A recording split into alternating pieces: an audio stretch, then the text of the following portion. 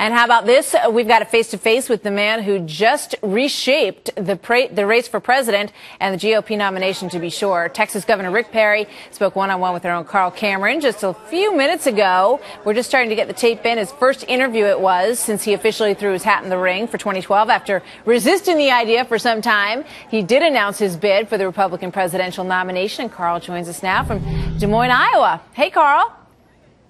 Hi, Martha. It's nice to see you back. Thank you. Good to be here, 100 years sir. for the Iowa State Fair. Thank you. 100 years for the Iowa State Fair, and today the new presidential candidate will make his debut here and presumably eat some deep-fried food on a stick.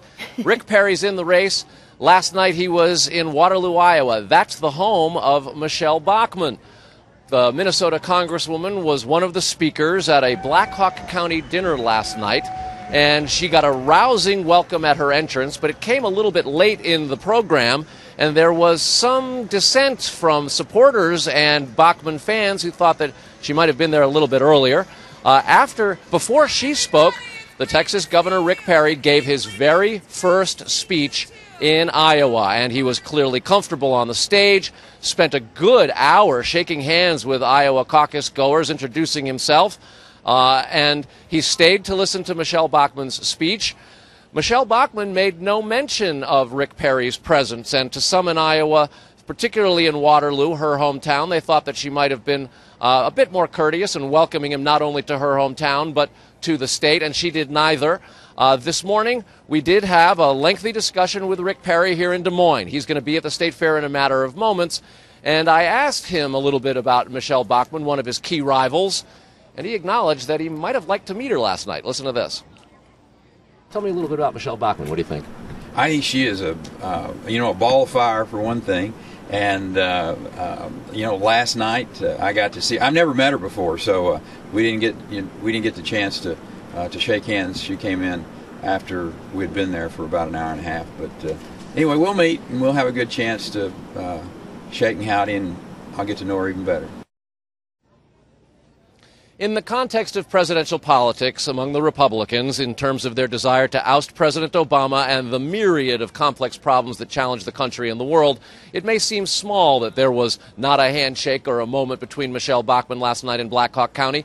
But here in Iowa, where caucus politics is very complex in itself, folks expect the candidates to be cordial. They expect them to fight, but there's certain work that they expect them to do, like spend time with the voters and shake hands, etc.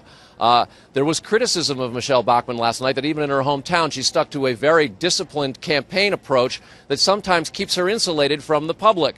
In our discussions with Rick Perry today, we also talked about how he feels about Mitt Romney, the national frontrunner in the race.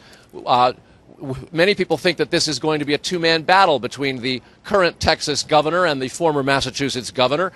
Mr. Perry said that there are certainly some differences, and he said, take a look at our records, particularly on jobs.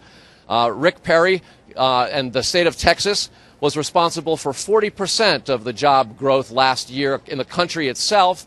And many have pointed out that when Mitt Romney was the governor of Massachusetts, there were times when job creation was quite far back, at one point in the more than 40th in the country. So Perry has already begun to contrast himself and distinguish himself from his rivals. We'll show you bits and pieces of this interview. There's some fascinating material in it. He talks about his relationship with George W. Bush, the former president and former Texas governor, his predecessor as the chief executive of the Lone Star State.